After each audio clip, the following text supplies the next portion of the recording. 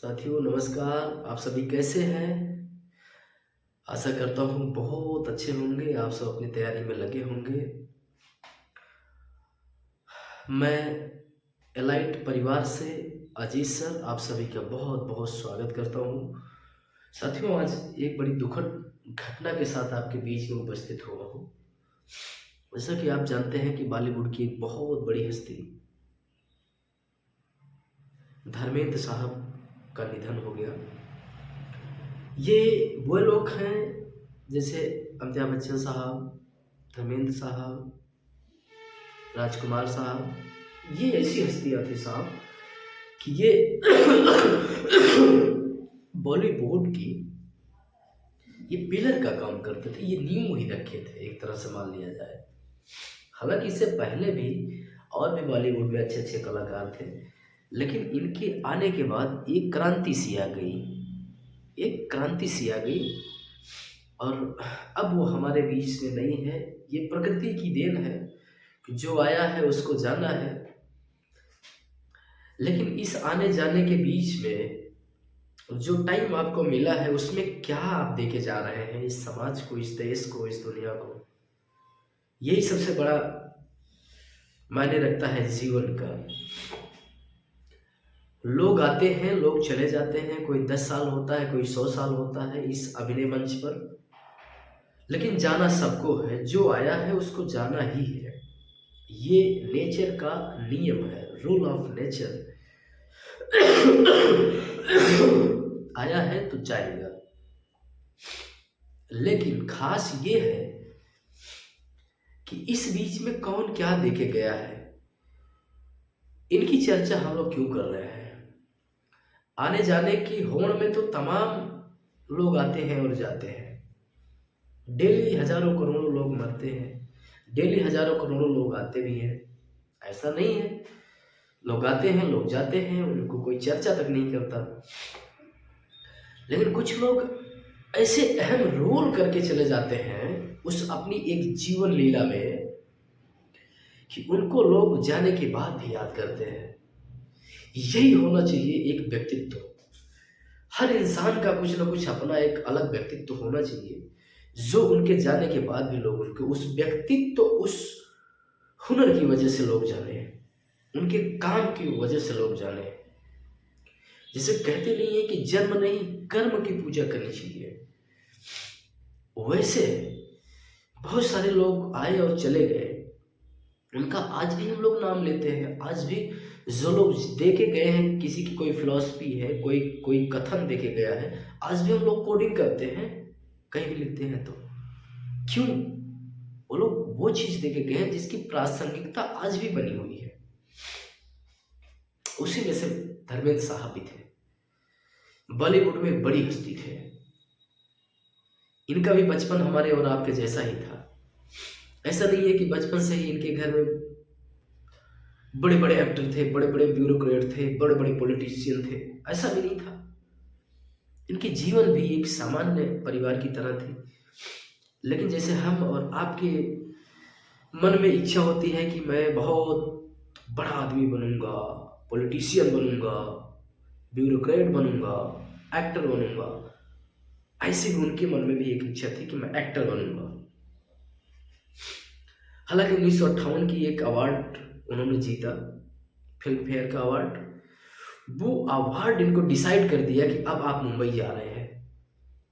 ये फिर मुंबई गए। मुंबई जाने के बाद इनकी दुनिया ही अलग हो गई। वहाँ पे एक्टिंग सीखे, एक्टिंग करने लगे, तमाम फिल्में करी, जैसे धीरे धीरे धीरे धीरे एक सुपरस्टार बन गए, बहुत बड़ी हस्ती बन गई। इनके बच्चे सनी देओल साहब, बॉबी देओल साहब, अजीता, तमाम और भी कुछ बच्चे इनकी छत्र छाया में रह करके उनके भी अंदर एक कीड़ा जगा कि एक्टर मुझे बनना है। वो भी एक्टर बन गए, अच्छा कि बहुत अच्छा एक्टर बने। उनको भी लोग देखना पसंद करते हैं, सुनना पसंद करते हैं, उनकी जीवन की क्रियाओं पे चलना लोग पसंद करते हैं, उनके थॉट को सुनते हैं, उनके विचारों को सुनते हैं। उनके जैसा लोग बनना भी चाहते हैं, लेकिन नहीं बन पाते, वो अलग मैटर है। धर्मेंद्र साहब की एक छोटी सी 2 लाइन मैं सुनाना चाहूँगा, जो कि आज बड़ी दुखद घटना है। तो सबसे पहले हम लोग दिल की गहराइयों से धर्मेंद्र साहब को श्रद्धांजलि देते हैं, अपनी तरफ से, अपने यूट्यूब परिवार की तरफ से, एलाइट स्टडी परिवार की तरफ से, आप सबकी तरफ से।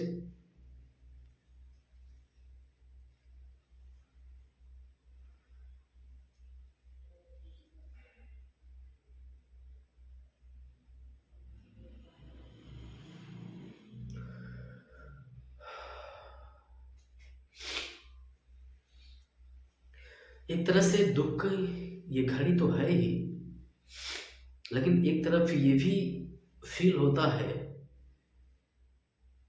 कि उनकी यादें, उनके किए गए एक एक रोल, एक एक फिल्में वो हमारे ज़हन में हमेशा गीत गाती रहेंगी, उनको हम कभी भूल नहीं पाएंगे। एक छोटी सी लाइन है उनकी,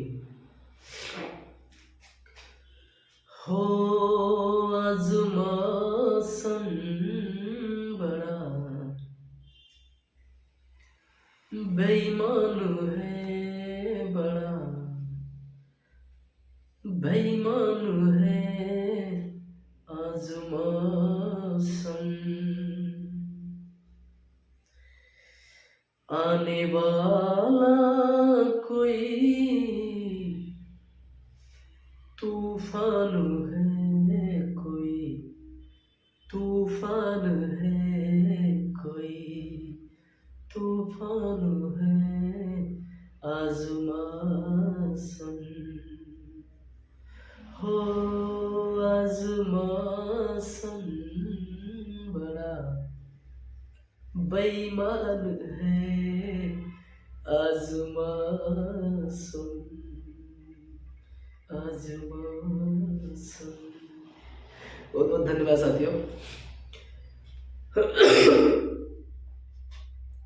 बड़ी दुख की घड़ी में थोड़ा सा गुनगुनाना, चूँकि उनकी यादें हैं, उनका दिल में सम्मान है, उनकी एक एक गाने को हम लोग सुन करके इतने बड़े हुए हैं, बहुत अच्छा लगता है।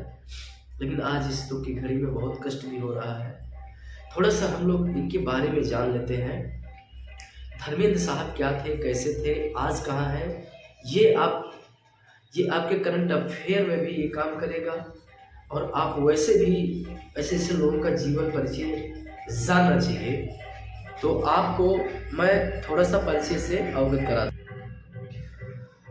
धर्मेंद्र साहब आप देख लें थोड़ा सा परिचय। ये 89 साल की उम्र में इनका डेथ हुआ है। इनका पूरा नाम था धर्मेंद्र सिंह देवल। ही मैन ऑफ बॉलीवुड इनको सरनेम दिया जाता था, उपनाम।